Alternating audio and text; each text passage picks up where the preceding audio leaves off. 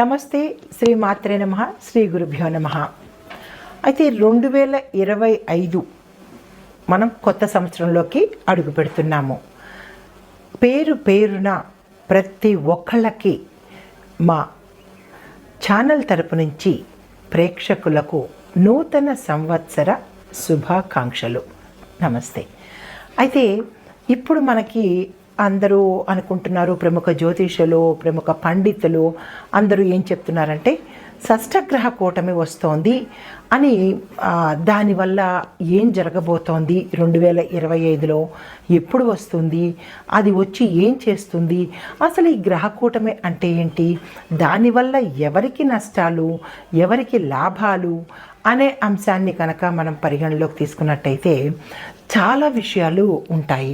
అసలు గ్రహ కూటమి అంటే ఏంటి అంటే కొన్ని గ్రహాలు కలిసి కూటమిగా, అంటే ఒక చోట కలిసి ఉండేదాన్ని కూటమి అంటారు.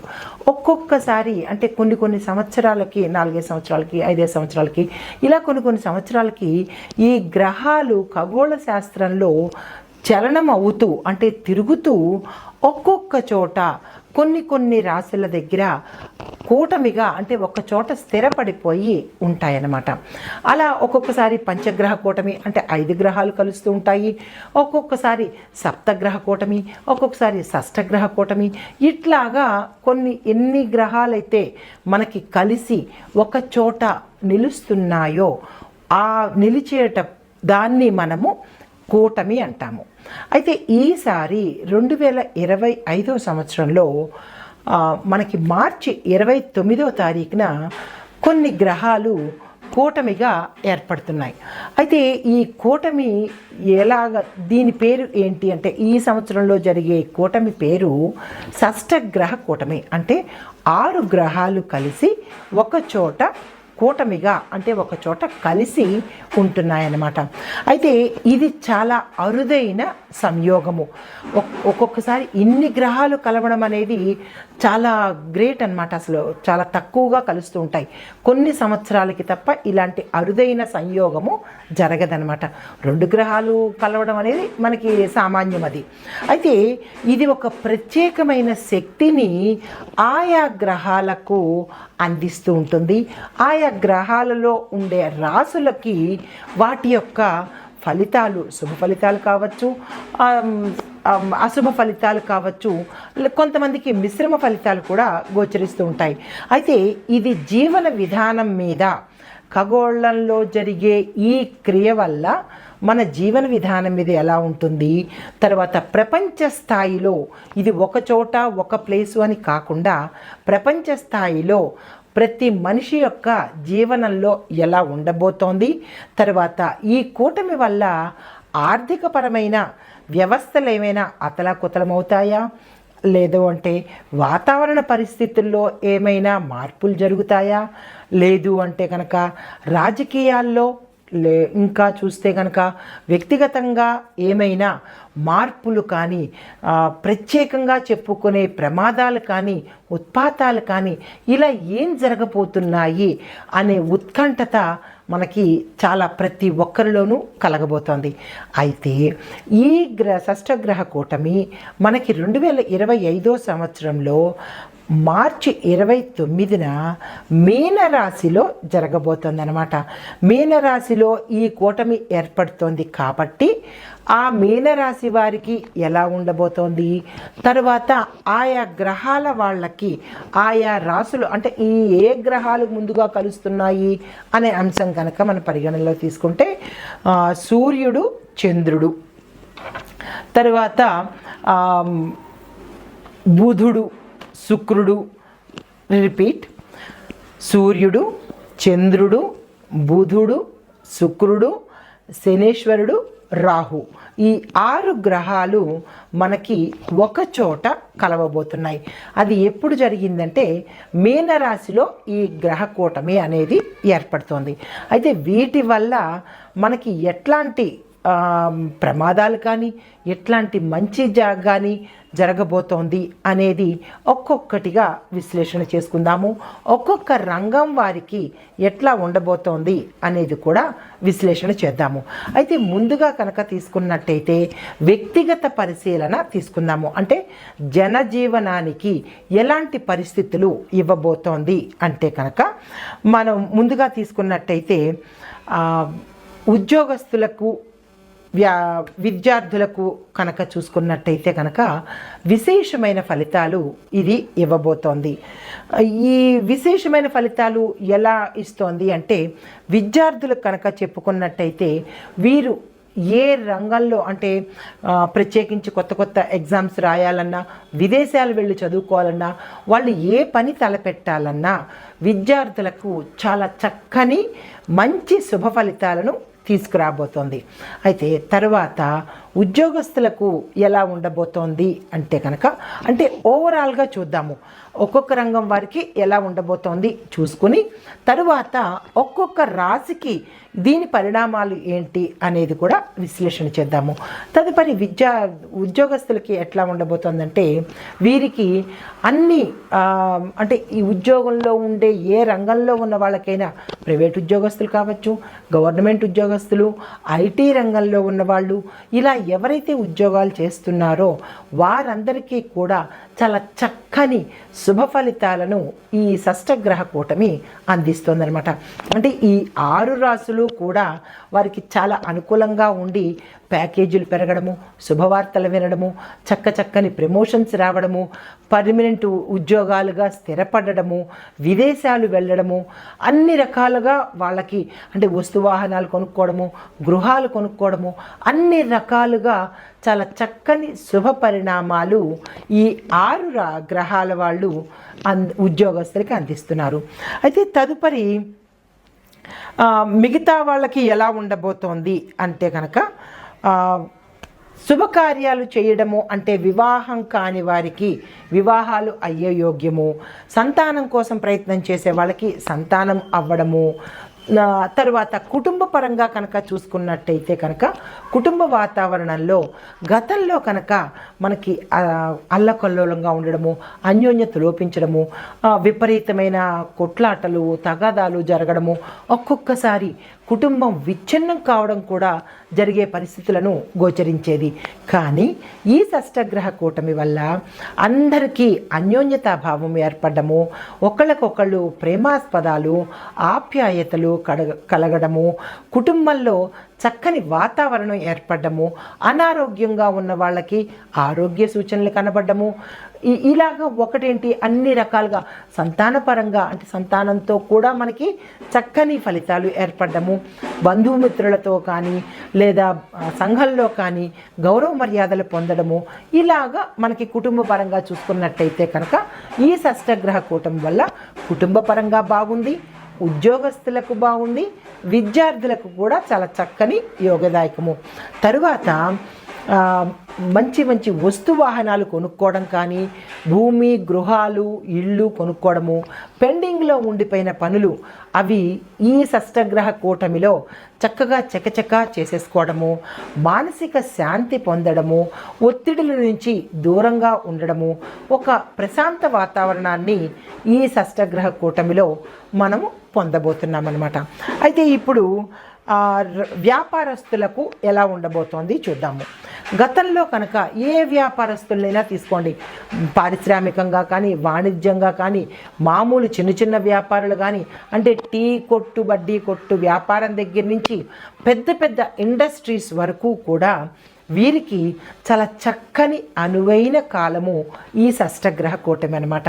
అయితే ఈ సమయంలో వీరు ఏం చేయొచ్చు అంటే వ్యాపార విస్తరణ చేసుకోవచ్చు, కొత్త కాంట్రాక్టులు తీసుకోవచ్చు, తర్వాత బ్రాంచీలు పెట్టుకోవాలన్నా, ఏజెన్సీలు తీసుకోవాలన్నా, పెట్టుబడులు పెట్టాలన్నా, ఇంకా ఒకటేంటి మీరు ఏమి చేయాలని అనుకుంటున్నారో అన్నీ కూడా ఈ సమయంలో కనుక మీరు చేసుకున్నట్టయితే విశేషమైన లాభాలు మీరు పొందే అవకాశం కనబడుతోంది. మీకు చాలా ఊరట కలుగుతుందన్నమాట. గతంలో మీరు నష్టాల పాలవ్వచ్చు లేదా నష్టపోయి ఉండడం కానీ, మోసపోవడం కానీ ఇలాంటివి ఏమైనా జరిగినప్పటికీ ఈ సమయంలో ఈ షష్టగ్రహ కూటమిలో మీకు అన్నీ చాలా చక్కని లాభాలు రావడము, ఒకంత మనశ్శాంతి కలగడము, హాయిగా ప్రశాంతమైన జీవితాన్ని గడిపే అవకాశము కనపడుతుంది. కాబట్టి వ్యాపారస్తులకి చెప్పే ప్రత్యేక సూచన ఏంటంటే, మీరు ఏవైనా పెట్టుబడులు పెట్టాలన్నా, వ్యాపారం విస్తరించాలన్నా, బ్రాంచీలు పెట్టుకోవాలన్నా, మీ ఇష్టమే కొత్త కాంట్రాక్టులు తీసుకోవాలన్నా ఇంకా మీరు చక్కగా హాయిగా మీరు తీసుకోవచ్చు. భాగస్వామ్య ఒప్పందాల్లో కూడా మీరు ఎంటర్ అవ్వచ్చు, అంటే ఒప్పందాలు తీసుకోవచ్చు, కాంట్రాక్టుల మీద సంతకాలు పెట్టుకోవచ్చు. గతంలో మిమ్మల్ని ఏడిపించిన వాళ్ళు కానీ, మిమ్మల్ని నష్టపెట్టిన వాళ్ళు కానీ చక్కగా మీకు అనుకూలంగా మారే అవకాశము, వ్యాపారస్తులకు లాభాల పంట అన్నమాట. ఓకే, ఇప్పుడు తరువాత రాజకీయ రంగంలో ఉన్న వాళ్ళకి ఎలా ఉండబోతోంది అంటే కనుక, రాజకీయ రంగంలో ఉన్న వాళ్ళకి ఈ షష్టగ్రహ కూటమి సమయంలో విశేషమైన పేరు ప్రఖ్యాతలు పొందుతారు. ప్రజల యొక్క అభిమానాన్ని, నమ్మకాన్ని చూరగొంటారు. వారికి మీ పట్ల విశేషమైన గౌరవప్రదమైన ఒక నమ్మకము, ఈయన మా నాయకుడు, మా కోసం పుట్టిన నాయకుడు అన్న అభిమానాన్ని మీరు పొందుతారనమాట. తర్వాత అధిష్టాన వర్గం నుంచి కానీ, ప్రత్యర్థుల దగ్గర నుంచి కానీ ఈ గ్రహకూటమి సమయంలో రాజకీయ నాయకులకు మంచి పేరు ప్రఖ్యాతలు, కీర్తి ప్రతిష్టలు వచ్చే అవకాశము, మీరు ఉన్న పదవుల నుంచి ఉన్నతమైన పదవులు పొందడము, విశేషమైన ఓట్లతో మీకు మరింత గెలుపుని అంటే విజయాన్ని కలిగించే అవకాశము ఈ రాజకీయ నాయకులు కనపడుతోంది. అయితే గతంలో ఎవరైనా రాజకీయ నాయకులు కానీ, లీడర్స్ కానీ ఎలా అంటే ఓడిపోవడం కానీ, లేదా కొంచెం అపనిందల పాలవ్వడం కానీ, కొంచెం అపఖ్యాతి మూటకట్టుకోవడం కానీ ఇలాంటివి జరిగిన పక్షంలో ఆ సమయంలో మీరు ఒకంత మానసిక వేదనకి కానీ, అన్ని రకాల ఆందోళనకి గురి అయి ఉన్న వాళ్ళు ఈ షష్టగ్రహ కూటమిలో చాలా చక్కని పేరు ప్రఖ్యాతలు పొందే అవకాశము, ఈ 6 గ్రహాలు కూడా రాజకీయ నాయకులకి మంచి పేరు ప్రఖ్యాతలు, సంఘంలో గౌరవ మర్యాదలు, మీ మాటను అనుసరించి మీ బాట పట్టే విధంగా రాజకీయ నాయకులకు ఉండబోతుందన్నమాట. తర్వాత గృహంలో చూసుకున్నట్టయితే అంటే వ్యవసాయదారులకు కనుక చూసుకున్నట్టయితే వాళ్ళకి గతంలో రుణాలు తీసుకుని తీర్చలేని పక్షంలో అయి ఉండవచ్చు. తర్వాత లాభాలు రాకుండా నష్టాల బారిన పడవచ్చు, లేదా అప్పులు పేరుకుపోయి మనశ్శాంతి లేక చాలా ఇబ్బంది పడిన రైతులు కానీ, వ్యవసాయదారులకు కానీ, గిడ్డంగులకు కానీ, లేదా వాణిజ్య పంటలు వేసిన వారికి కానీ, ఏ పంటలు వేసిన వాళ్ళైనా నష్టాల్లో ఉన్నా కానీ ఈ షష్టగ్రహ కూటమిలో రైతులకు పన్నీటి జల్లు అని చెప్పవచ్చు అన్నమాట. మీకు సమయానికి గవర్నమెంట్ నుంచి అంటే ప్రభుత్వం తరపు నుంచి రుణాలు వస్తాయి. మీరు ఏదనుకుంటారో, ఏ పంట వేసినా మీకు చక్కని ఆదాయం వచ్చే అవకాశము, రైతులకి పన్నీటి జల్లు అని చెప్పాను కదా, అంటే మీకు మంచి రోజులు వచ్చినట్టు ఈ షష్టగ్రహ కూటమిలో అన్నమాట. కాబట్టి దానికి తగ్గ ప్రణాళికలు వ్యవసాయదారులు కానీ, రైతులు కానీ, కౌలుదారులు కానీ మీ పనులను చక్కగా తీసుకోండి. పాత రుణాలను తీర్చేసుకుంటారు, కొత్త రుణాలను నిరభ్యంతరంగా తీసుకోవచ్చు. మీరు ఏ పంటలు పండించాలనుకున్నారో చక్కగా పండించండి. మనశ్శాంతిగా ఉండే అవకాశము, నాకేంటి నేను రైతుని అని గర్వంగా చెప్పుకునే అవకాశము ఈ షష్టగ్రహ కూటమిలో ఈ 6 గ్రహాలు మీకు అందించబోతున్నాయి. తరువాత అంటే ఓవరాల్గా చెప్పాలి అంటే వ్యవసాయదారులకు కానీ, మిగతా వాళ్ళందరికీ కానీ 98% చాలా చక్కని, అనుకూలమైన, శుభప్రదమైన, లాభదాయకమైన యోగాన్ని ఈ షష్టగ్రహ కూటమిలో ఉండేవాళ్ళు అందరికీ మనకి ఏర్పాటు చేస్తున్నారు. ఈ గ్రహాలు మనకి అనుకూలంగా 98% మనకి అందిస్తున్నారు. మిగిలిన 2% అనేది మనం చేసుకునే పరిహారాలు కానీ, మనం చేసుకునే మంచి పనుల వల్ల కానీ ఆ మిగతా 2% కూడా మనకి అందుబాటులోకి వస్తుంది. అయితే ఇక పరిస్థితుల దగ్గరికి వచ్చినట్టయితే, వాతావరణ పరిస్థితుల్లో కొంచెం మార్పులు వస్తాయి. ఆర్థిక పరంగా కూడా అంటే దేశ ఆర్థిక పరిస్థితులు కూడా కొంచెం శుభాశుభ మిశ్రమ ఫలితాలు కనపడుతోంది. తర్వాత మిగతా అంటే ప్రమాదాలు, ఉత్పాతాలు ఇలాంటివి ఏవైనా అంటే కనుక వాటి మీద కూడా ఈ షష్టగ్రహ కూటమి యొక్క ఫలితాలు పడి ఒకంత అంటే అనారోగ్యాలు రావడము, కొత్త కొత్త వైరస్లు రావడము, ప్రజల్ని ఇబ్బంది పెట్టే రోగకారకమైన క్రిములు కానీ, రోగ సంబంధమైన ప్రకృతి వైపరీత్యాలు కానీ ఇలాంటివన్నీ జరిగే అవకాశము అంటే ప్రకృతి పరంగా కొంచెం ఫలితాలు కొంచెం చెడుగా కనిపించిన మానవాళికి జీవన స్రవంతిలో ఉండే మానవులకు మాత్రము చాలా మంచి ఫలితాలను షష్టగ్రహ కూటమి మనకి అందిస్తోంది. అయితే ఇప్పుడు ఆయా రాశుల వాళ్ళకి మేషరాశి నుంచి మీనరాశి వరకు ఎలాంటి ఫలితాలు ఒక్కొక్కటిగా మనం చూద్దామన్నమాట. ఇందాక మనం చెప్పుకున్నది ఓవరాల్గా అంటే ప్రతి ఒక్క రంగం వాళ్ళకి విడివిడిగా ఎలా ఉండబోతోంది చెప్పుకున్నాము. ఇందాక మనం చెప్పుకున్నట్టు షష్టగ్రహ కూటమి వల్ల ఒక్కొక్క అంశంని తీసుకున్నాము. మానవాళికి ఎలా ఉండబోతోంది, ప్రకృతికి ఎలా ఉండబోతోంది, తర్వాత ఆర్థిక పరంగా ఎలా ఉండబోతోంది అనే అంశాలు చూసాము. ఇప్పుడు ఒక్కొక్క రాశి మీద ఈ షష్టగ్రహ కూటమి యొక్క ఫలితాలు ఎలా ఉండబోతున్నాయి అనే అంశాన్ని పరిశీలించనగా మకర రాశి. ఈ రాశి వారికి ఏది తలపెడితే, ఏది పట్టుకుంటే అది బంగారమా అన్నట్టుగా ఉంటుంది. శనీశ్వరుడి యొక్క అనుగ్రహంతో పాటుగా ఈ 6 గ్రహాల యొక్క అనుగ్రహం అనుకోండి, వారి శుభదృష్టి అనుకోండి, లేదా వారి యొక్క ఏదైనా అనుకోండి, ఆ గ్రహాలు మీకు చాలా సానుకూలంగాను మీకు మంచి చేసే అవకాశము కనపడుతోంది. అయితే ఆర్థికంగా మీరు ఏది తలపెట్టినా మీకు అనుకున్న దానికన్నా ఒకంతకి 10 లాభాలు వస్తాయి. ఉద్యోగస్తులకు కానీ, విద్యార్థులకు కానీ, వ్యాపారస్తులకు కానీ, ఈ రంగంలో ఉండే రాజకీయ నాయకులు, వ్యవసాయదారులు, స్త్రీలు, పురుషులకు అందరికీ ఈ రాశిలో ఉండే వాళ్లకు ఈ షష్టగ్రహ కూటమి సమయంలో మీరు పట్టుకున్నదల్లా బంగారమే. ఆరోగ్యపరంగా, ఆయుష్ పరంగా, ఆర్థిక పరంగా, కుటుంబ పరంగా, వృత్తిపరంగా, వ్యాపార పరంగా అన్ని రకాలుగా మీకు చాలా అనుకూలమైన సమయము. అయితే మీరు ఏ శ్రమ పడ్డారో గతంలో ఆ శ్రమకి తగిన ఫలితము, విశేషమైన ఫలితము ఈ 6 గ్రహాలు మీకు అందజేస్తున్నాయి. దానితో పాటుగా సూర్యుడు, శనేశ్వరుడు, రాహు ఈ 3 గ్రహాలు మీకు విశేషమైన లాభాలని తెచ్చిపెడుతున్నారు.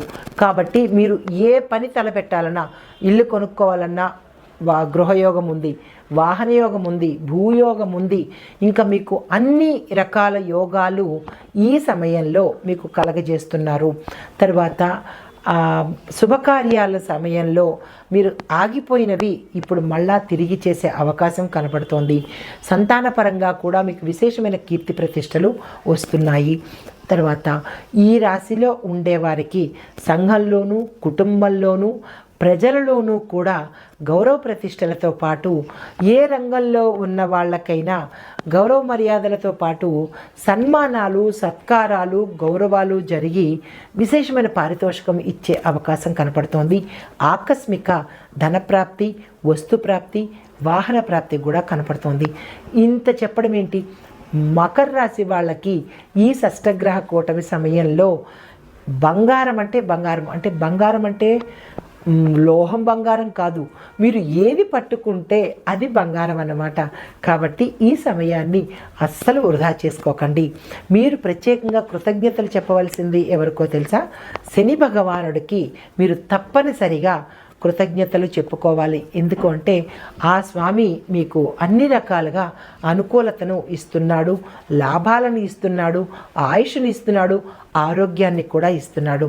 దీనికి చెప్పదగిన పరిహారము ఏంటంటే మకర రాశి వాళ్ళకి ప్రతి శనివారము ఆ స్వామి యొక్క అష్టోత్తరాన్ని కానీ, శని గాయత్రి కానీ, శని మంత్రాన్ని కానీ చదువుకున్నట్టయితే విశేషమైన ఫలితాలు ఇంకా మీరు చెప్పొద్దు, మీకు మీరే ఆశ్చర్యపోతారు.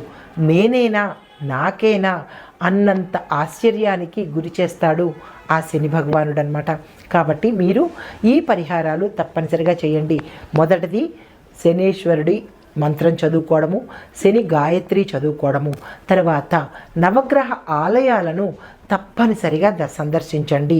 శనీశ్వరుడికి అభిషేకాలు చేయించండి. శని త్రయోదశి అని మనకి ప్రతి నెలలోనూ వస్తుంది కదా, అప్పుడు తప్పనిసరిగా చేయండి. అది శనివారం పడినట్టయితే కనుక విశేషమైన లాభం వస్తుంది. అయినా సరే శనివారం నాడు తప్పనిసరిగా చేయండి. నల్ల నువ్వులను చిన్న ఇందాక అనుకున్నట్టుగా 98% చాలా చక్కగా ఉంది, మిగిలిన 2% కూడా చిన్నవి మన కర్మను బట్టి ఉంటాయి కదా, అవి పోవడానికి కూడా మీరు ఈ చిన్న పరిహారం చేసుకోండి. ఎవరికైనా నల్లని వస్త్రాన్ని దానం చేయండి. కుక్కలకి అన్నం కానీ రొట్టె కానీ తినిపించండి. సాధు పుంగవులను దర్శించుకోండి. గురువులను దర్శించుకుని వారి యొక్క ఆశీస్సులు తీసుకున్నట్టయితే కనుక విశేషమైన ఫలితాలు ఆ శని భగవానుడు మనకి అందజేస్తాడు. ఈ పరిహారాలను తప్పనిసరిగా పాటించండి. ఇది మకర రాశి వారికి చెప్పదగిన విశేషమైన లాభాలు, విశేషమైన ఫలితాలు. నమస్తే.